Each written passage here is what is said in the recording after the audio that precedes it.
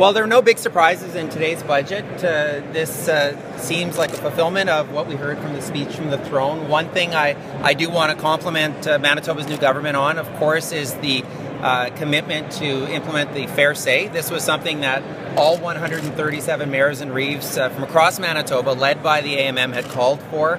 And I'm very pleased to hear that that commitment will be fulfilled. We'll obviously be working with Manitoba's new government to implement it now. One thing that we did notice, of course, is that it appears that the budget for police and for fire and paramedic appears to have been frozen. Of course, that could have implications on our budget, and we'll work with Manitoba's new government to understand the numbers a little bit more and the potential implications. You only got a 0.7 increase in overall funding for the City of Winnipeg. How are you? Good. So the seniors property tax credit moves, bit of a progressive move, sliding scale, income-based. Why was that decision made? Well, it was made because we want to make sure that we're protecting seniors in the priority areas they care most about. And what the benefit will do is it'll work to protect low-income seniors most of all, those who need the support, while at the same time allowing us the resources to address the issues of health care deficiencies that are uppermost in the minds of Manitoba seniors. Manitoba seniors have told us that they want better access to health care, they want more personal care home beds built, they want lower ambulance fees. These are top priorities, and we want to address those top priorities. Why did it take 8 years to come to balance? They're going to say, you know, you're taking too long to go to balance, and some are going to say you're doing it too quickly. I know that. I think the key point to remember is we're charting a new course, and we're turning this canoe, if I could use a Manitoba analogy, we're turning it carefully, because to turn it too rapidly is to risk our cargo, and our cargoes are most vulnerable people. Seniors who need health care are young people who need help and support with a great education. So we want to make sure that we strike the right balance. We know that we are bottom ranking in the country on many, many indicators of things like poverty, educational outcomes, healthcare access. So we have to address those concerns. Manitobans want stronger social services. They also want lower taxes eventually, but I think they want the services on the way.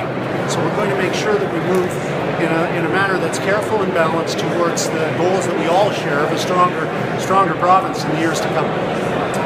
How tough is this budget? What's your reaction to that time frame? The budget needs to get balanced sooner than that, because at the end of the day, when we keep borrowing money like this, our interest costs are going up. This year we're going to spend $874 million on interest. That's not even paying down the debt, that's just on interest. And as we continue to borrow, of course, those interest costs go up and make the problem worse. It's going to have to happen faster than that. But a few weeks would probably be too fast to expect, but it's got to happen faster than 8 years. So they say there's never a lot of information in a budget. There's usually just a dollar sign attached to it. I've been doing it long enough to know that a $6 million increase isn't enough to make a difference for the 12,000 Manitoba families waiting for a childcare space. The other thing is the federal government has committed to a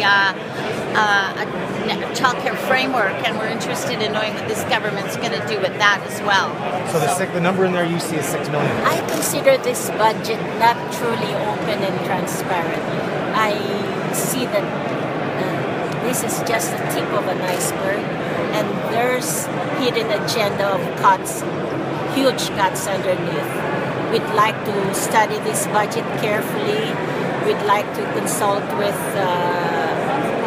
people from our communities, see what they think of this budget, and after that we will be able to decide whether we are able to support this budget. Why do you still, what gave you that impression? We know Mr. Pallister. He's very much, his conservative ideas are akin to the Harper-style cuts, and the mention of social impact bonds, indexing of taxes. There's some hidden agenda there. We'd like to find out. We don't have a hard copy of the budget. We'd like to study it carefully. Please, we'd like to share our assessment with you very soon. Is there anything